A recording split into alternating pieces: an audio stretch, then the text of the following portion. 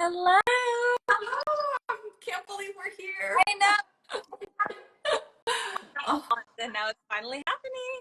I know. I'm so excited. I rarely do. I don't think I've ever really done a live, so this is pretty exciting for me. And I'm actually so glad that we're doing this because it's actually helping me to lean into gratitude as well. And it's just been such an incredibly busy, it's sort of a different year for me because the launch of my book and it's has. I mean, I've loved having all the activities, but I've really, taken on to do a lot of book events, and I think it's just been a little different year. So now this moment, I get to actually really just ground myself and talk to you about gratitude and the practice of wrapping, and it's actually kind of a gift for myself as well. So, thank you. And what I love to have right here, I actually had the book before I reached out.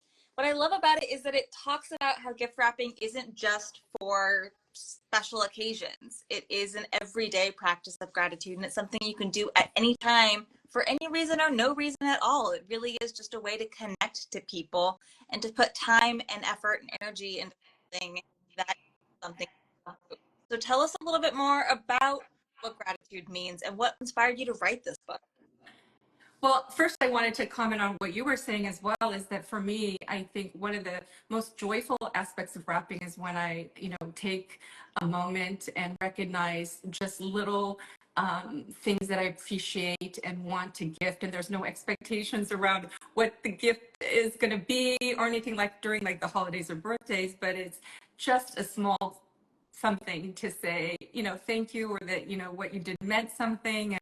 And I think the wrapping around that is always such a wonderful experience for myself, but it's also, I think it's always unexpected. And I think in that sense, more memorable for people that you gift. And, you talked about what is gratitude, but for myself, I really think it's sort of a recognition of your blessings. And it could be, it's in one respect toward another person or something that you've received, but also in general about, it could be, about nature or the things that, we receive that we're not even, sometimes even aware that they're gifts. And it's, I think it's that acknowledgement and recognition that, when our hearts are, recognize the blessings in our life, is that's when everything becomes more meaningful. And wrapping for me in that sense is allowed me the opportunity to just take a moment while I'm wrapping, um, to just lean into that one moment, to just think about the person I'm wrapping for, or what it is that in fact I'm wrapping about. And for me, so that's been sort of my, I think other people might have different expressions, but for myself, it's been in wrapping. And the book really was my exploration of that. And I'm Japanese American, and I feel blessed that I have traditions of both American and Japanese that are inspiring to me. But wrapping really was something that was that came from the Japanese side of, because in Japan, wrapping is a practice of gratitude, an expression of gratitude, and something about that always appealed to me in some uh, just internal sense. But I couldn't quite articulate that, and I think the book really allowed me an opportunity to explore that on a much deeper level and in the way that only books can. And so I think in many ways that journey was very revealing and actually healing in many respects for myself, because it brought memories about my mother and her loss in my life, and how that sort of influenced maybe my need to be aware of how life is very short and precious, and that we really need to really take the moment to recognize these things when we can. Um, so what inspired, I always thought about gratitude and wrapping, but I think what really uh, connected me to the emotions was something I write about in the introduction of my book, is a memory watching my mother wrap. Um, well, I would say wrap. She had a chest full of kimonos that her mother had given her as a dowry, and she had spent her life savings and giving her something that she thought would be help her start her life, married life. in a good way. But she never actually wore the kimonos in the US because there was never occasion to wear it. But every summer she would wrap and rewrap them for, storage. And watching her reflect on her appreciation for her mother. And I think that whole act of, wrapping and rewrapping just brought back more the feelings around what wrapping represents in a way. And I think that emotion was what drove me to, I think, write about it. And I think that was finally where I was able to say that what connected me to. It's so hard to explain sometimes why you're drawn to something, and that really helps to do that. Well, and we scheduled this conversation, this workshop for this time of the year because it's when gifts and gift wrapping is on everyone's mind with all the different holidays across the world happening. But what's important, what I'm taking from you, what I've taken from the book, is that it's not necessarily just for presentation. It really is sitting down and having a moment to about why this gift for this person, why this time. And like Lynn said in the comments, it's more of a meditation almost. It's really connecting with what hands on. I don't know about some of our people that have joined us, watchers, but I actually focus better when my hands are working. Yes, It was all over the place. So yes, yes. to wrap the gift physically does help me kind of focus in on thinking about this person and why they mean so much to me and why I feel that I want to share a gift with them. It's not a materialistic presentation. It's really gratitude. Yeah, it's true. I think it's really more for me about an expression. Like, how do you?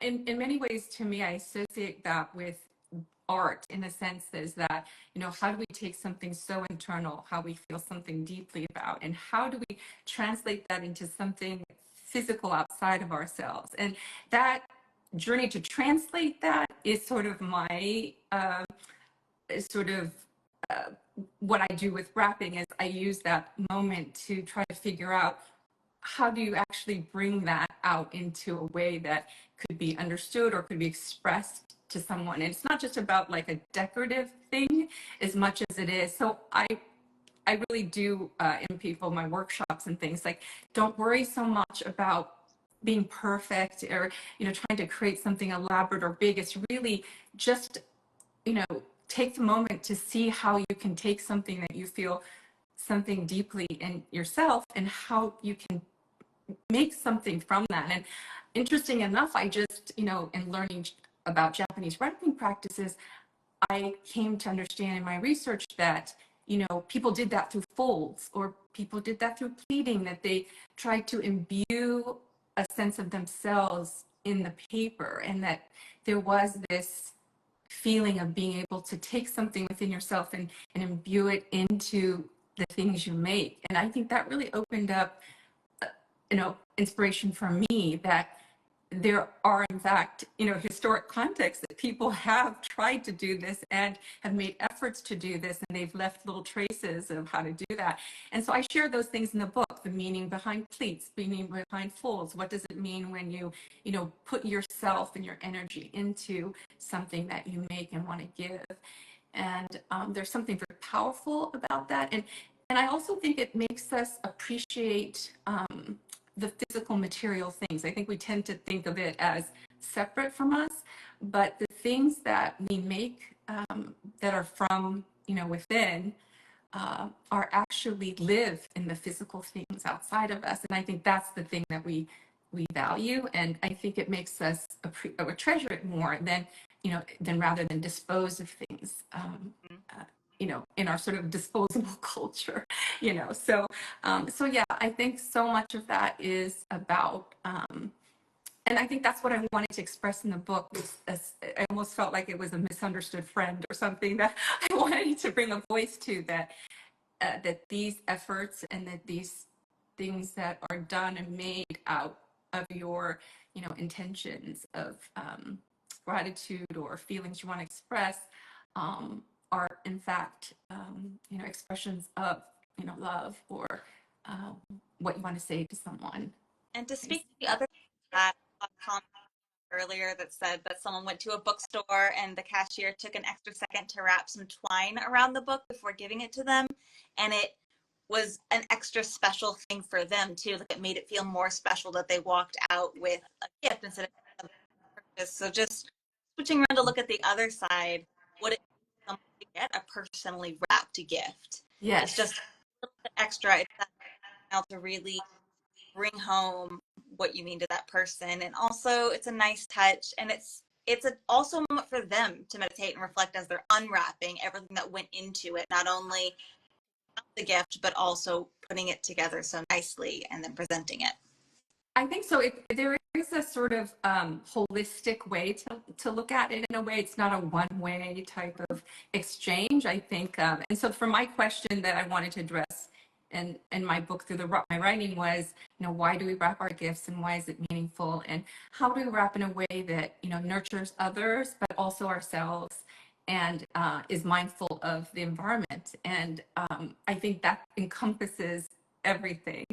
I think it's wanting to bring that and gift that to others, and then it's also a moment for you to recognize what it is that you are feeling about something, and that recognition is quite powerful. When you recognize so people say, why wrap? And if people don't even get it or don't want it or don't, but for you to have actually also recognized that this was something you wanted to give is also a gift in itself. And then also when I think all my workshop participants were inspiration for this too, but can we do it in a way that isn't wasteful and is also appreciative and pays gratitude for nature and our planet. And so in the practices and the techniques that I wanted to share were really curated sort of around those concerns and intentions and desires.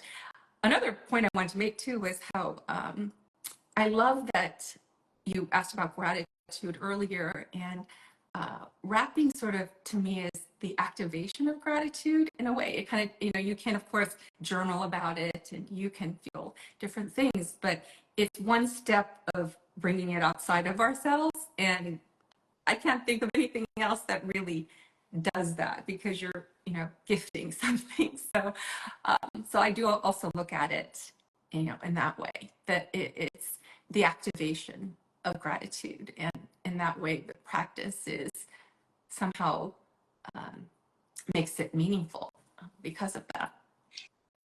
And then I want to talk just a little bit about the book before we get to our workshop. All of these incredible pictures from some incredible photographers. Erin Ing is the one that I credited with the graphic behind my graphic that I did for the event. Yes. It also has instructions for how to wrap different types of objects. It has size objects with different materials. We have fabric, we have paper. It does go into, like you said, the history of each fold and each pleat and what it represents. But then it also has these very individual, heartfelt stories of the people that you've met along your life and in your journey as an artist, and how your lessons and your work impacted them, how they also impacted you in art. So it's a beautiful read as well as a great instruction manual for anyone out there for any time of year, holidays. I mean, truly, this is the kind of thing that you pick up a little bit of grounding. Um, so I'm very, very glad that I have us. And when Oh, I thank was you. thinking of what to do for the workshop today, I gratitude. It really felt like one, it's pretty quick and relatively simple compared to some of the other things, but also it just felt so encompassing of overall feeling of the book. Gratitude is really woven all throughout, and it's that extra topping of already wrapped gift you can add to whatever else you're doing, and so it goes along nicely with the other things too. But it really did feel representative of what we want to discuss and what the book brings to its readers. Oh, what a great idea. No, that was really perfect to do that. And I'm really happy to share the different techniques about the bow. Let me just comment on your mentioning of Erin, who's my photographer. Katie Newburn was also the other photographer, but both of them, I had such incredible artists as well working in their art to try to capture the feeling behind that. And so the visuals of the book, I think, represent sort of that expression as well that came through the photography. And I think it'll be a joy just for everyone to see the beauty of that art as well. So thank you for acknowledging that. And now to go to the bows. I'm sorry, I'll go to that now. But the the bows had two intentions. I'm always, when I was designing anything, the book incorporates both things that I've designed and things that I've also, curated through origami techniques or Japanese wrapping techniques and things. But the gratitude bow really came about as sort of, I was looking for a canvas to hold your intentions. And so the bow is so iconic, right? It symbolizes such joy and things. But I was just brought to my attention that, the synthetic bows, they are, of course, not recyclable. So they wind up in the landfill, and something about 38,000 miles of ribbon are discarded every year in the US. And that's such a staggering, figure to come across. And I thought, well, can we do it in a way that is meaningful, but is also like, let's keep the bow, the idea of what it tries to represent, and make it, sustainable. And so my encouragement is to use materials that, that also hold meaning. Like it might be a map that you went on a trip with someone, or it could be have flowers on it, or it could be a magazine that has an article that loved about something, or things like that. But to do it in a way that is intentional, and then kind of using the things around you to make it. So should we start on the bows? Yeah, Or I okay. out enough of purple. It's not quite construction paper. It's like a smoother version of it. But I picked up purple because I'm actually making this for my little kindergarten neighbor who lives next door. She is turning, I want to say she's turning 6 next week. And she always brings so much love and light into my life. She's just so much fun and energetic. And so I wanted to add a little something extra to her gift. I love. So I picked up purple because it's her favorite color. Oh, that's already intentional in the choice of your paper, so that's perfect. And I think I wrote in the book that file folders was what first got me into to the actual design of the book, because they had that natural crease that was already in the file folder itself.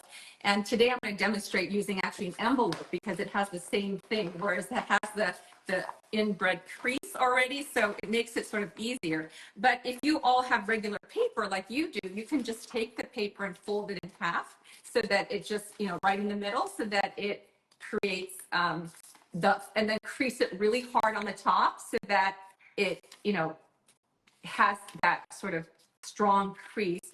And it's really that crease that makes it sort of easier to sort of, fold into half.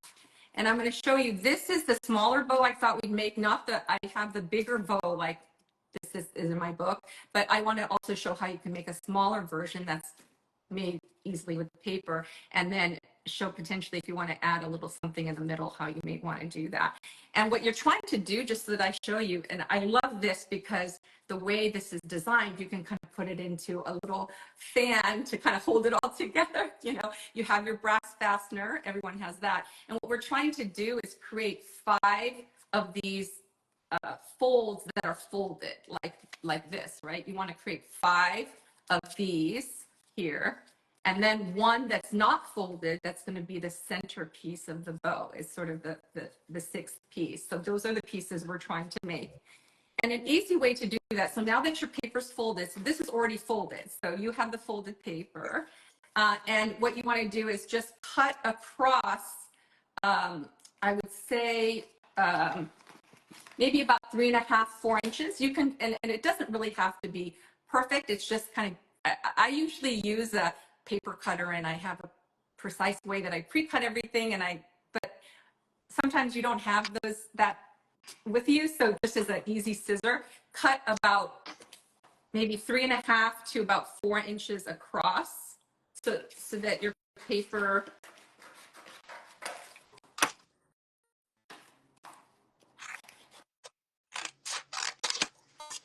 All right. so it's like, do you see that? It's just like a paper that's Yeah. right. Okay. So you need So 4 of the folded ones and 1 that's not. right. So I'll show you how to do this in a way that it's easy to measure for yourself. So when you cut across, I'll show you this. So when you cut across like this, you're cutting your paper like, I don't know if you can see this. Yeah. So you're cutting this, but you use this to use your, so that you know exactly how to measure 5 of them, and then use this one again and go on top of one another and just fold the next one. So you almost have relatively the same size going all the way across. Do you see that? Yeah. So you have all of that going across, and then you want 5 of these that are going this way, so that how do I say the folds? I should sew this one here. And because I'll make this smaller one, I'll show you here. I made this map in the same size as well because I wanted to show you a little trick. But so you have 5 of these that are open like this. Yes. Right? Right? And then you have like this, right? Yes. And then you have one that's like this. That's one. Perfect. Right? Okay, so you take your brass fastener here and insert it like this. Okay. Okay. And you want to bring this forward and back so that it creates this little kind of Like a little. loop. Mm-hmm. And then each of these pieces then then you take each of these other pieces that are open like this, and you want to like connect the holes of them like this. Okay, so you kind of flip it around. Yeah, and then connect the holes and then go into the bow. And I'm actually using Yeah, I like thumbtack what? instead of a I did find thumbtacks, so kind of I don't need the whole punch, poke it through. So what you're doing is it's on the back of that one, not the front. But do you see how? Yes, like that. There we go. Mm-hmm. That goes inside, and then keep doing that with each one. And it's the hole punchers. Did I miss the step to hole punch the bottoms of this? Yeah, that's okay. Oh, it's terrible. Okay, so we're hole punch. for each of these, you want to create a hole punch at the very end of this. Here you go. You create a hole punch right here for all of them on the very bottom, not the folded side, but on the open side. Yes. And this is what you put and then in the piece that's one piece that is one piece, you want to do a hole on top and a hole on bottom for the one that's the one piece. Yeah. Is everyone following that? I hope they got that. Yeah. Okay. Got it. Okay. So you have the brass fastener in, and then each bow you're trying to connect the two. We got the 2 dots. Yeah, the 2 dots that you connect, and then it goes. You're just kind of building your little bow, and just put your brass fastener in like that. Yes. Yes. And then keep going. This is so cute. And you sometimes write on these too, right? Yes, I do. This is where we put intentions or messages into the bow. I've done this we had a wonderful friend who brought us together for Valentine's every day, and she's not here with us anymore, but we all one year put messages into this pink bow, just like what you have almost, and each of us wrote something in the bow, and then the entire bow became all our messages to her, gratitude, and then it was gifted, and it was just really, really special to have that memory.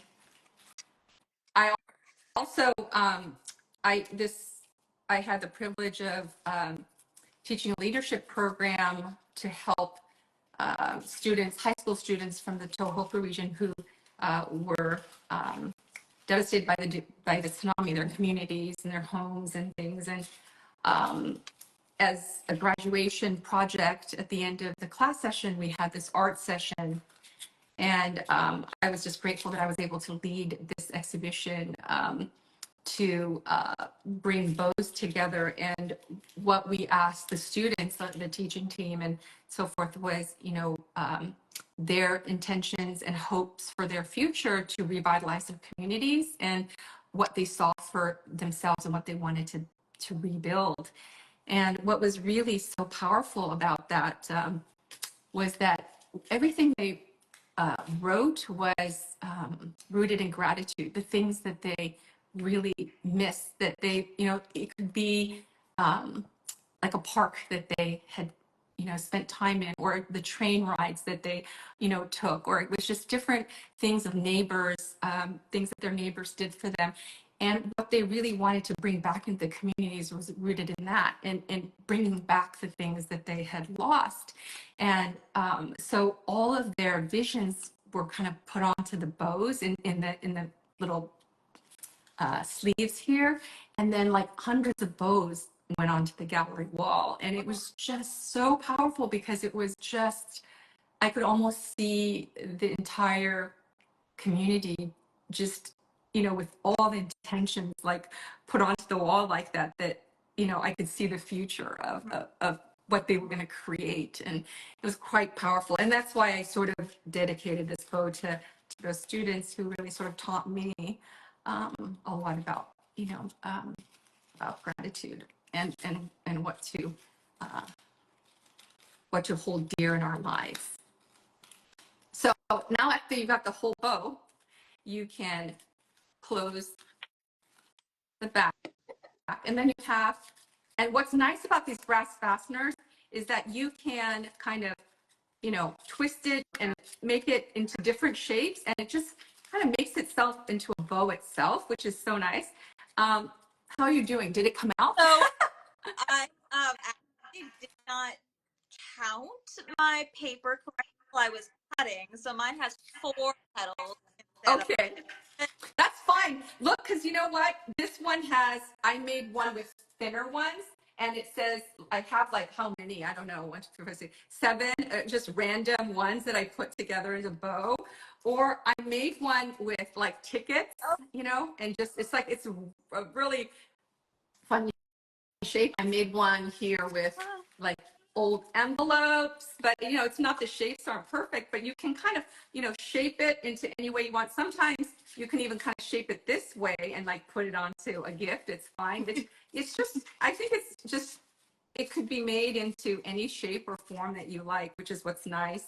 And and how I have this tapeless book wrap and box wrap that I teach in the book, and I made this little band that goes across like this, so that you can hole punch here, and then what you do is take the bow that you made, and then you can just, put it, and the band here is to allow you to put, I put a hole here, let's see.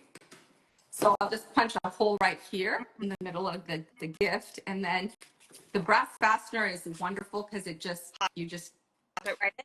pop it right in, and then you can just put it onto your gift, and it's just wonderful as an accessory for the gift itself. And I'll show you how that works. It's nice to see it on the gift. Well, and I like my 4 petals, a little bit like a butterfly, and I'm happy with that too. Oh, yes. See, So yes, and it could be any design that, I really don't think it has to have a particular shape. I think my son made one out of these grocery handles, Oh, so so you could use the same concept and with just have fun with the different materials that you have. This one, this one was the map that I put onto mm-hmm. to this I gift love it. itself.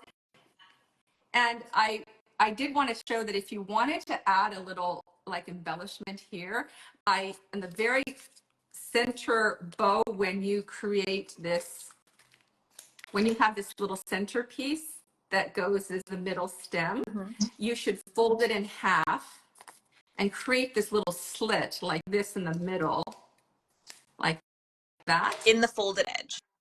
Yes. Okay. And then when you put this together like this, it creates this little Oh, opening. you. And then you can just take like an embellishment like this, usually something from nature I like, but it fits right into that little sleeve.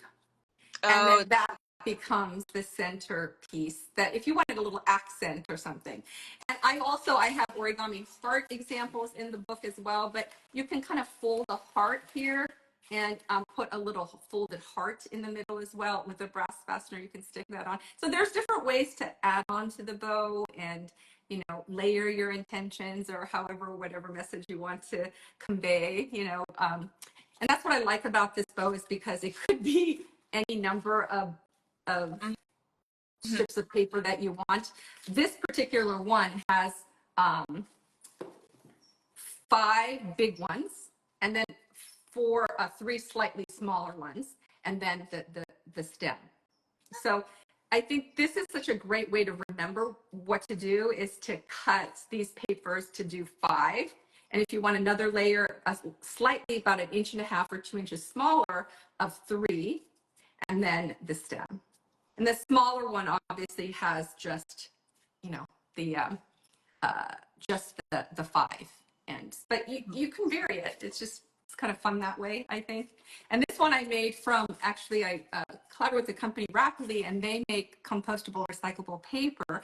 But you can see how you can almost take just normal wrapping paper and make a bow as well from the remnants of the things that you might want to, that you might throw away, use them and make a bow. What I like about this wrapping paper, though, is that it has double side, just like a double-sided paper. So it also makes a fun bow because you can see one side of the bow and then you have what's inside.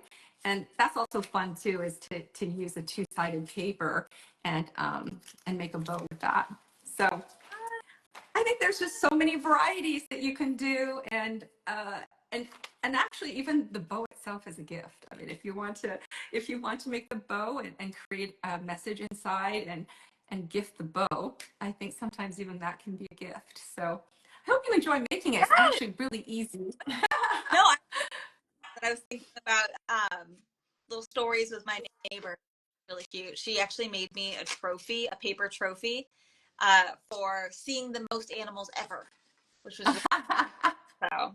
I was all the animals and all the trophies and things like that, which was really Oh, I love that. Oh, I love hearing stories like that, and it's been one of the joys of going out on the book tour and being at and do my readings and things, because people share these things that little meaningful things that they add to their gifts to make it special for people, and especially like for the kids or grandkids or people that they love. And I think the greatest gift for me is like for people who have said, thank you for being the voice for, the intentions that I put into some of the gifts, because sometimes I don't know if they're, recognized for their real feelings behind it. So that's been probably one of the greatest things that I've been able to hear, and I hope I've been able to bring a voice to. Because when someone does take the time to make something for you or do something to you for you, I think that's not many more special things than that. true. So And thanks for bringing it back to the book. because I wanted to remind everyone that the book is available for purchase. You can purchase it through our bookshop.org page, 5 to 9 books, as well as anywhere books are sold. But we are a bookstore, so just consider checking it out. And thank you so much for joining us and teaching us how to do the gratitude bow, and just starting a conversation with us has been incredible. So thank you for your time. Well, thank you. I want to say that I love the 5 to 9 concept, that, because this is how I started my creativity journey, was to create this time, 5 to 9, and then now for it to become the 9 to 5. Yes. Shifted into that. But thank you for really bringing light to this time, the 5 to 9 time, that we really, this is probably where our love lies, in those hours. So I loved the concept that you're trying to do, and thank you for bringing light to all the attention to the books and things like that. And I'm grateful to you and everybody else that has supported the book, my family, friends, all the people who helped bring the book to life. I'm really behind on my gratitude, but I'm getting there. I'm going to get there after all my events are over, I think. So thank you to everyone. And thank you for this opportunity. Just now, have a full recording of the entire conversation and workshop on our website, 5 and we'll see you soon for the next one as well. Thank you. Thank you, everyone. Bye-bye. Bye.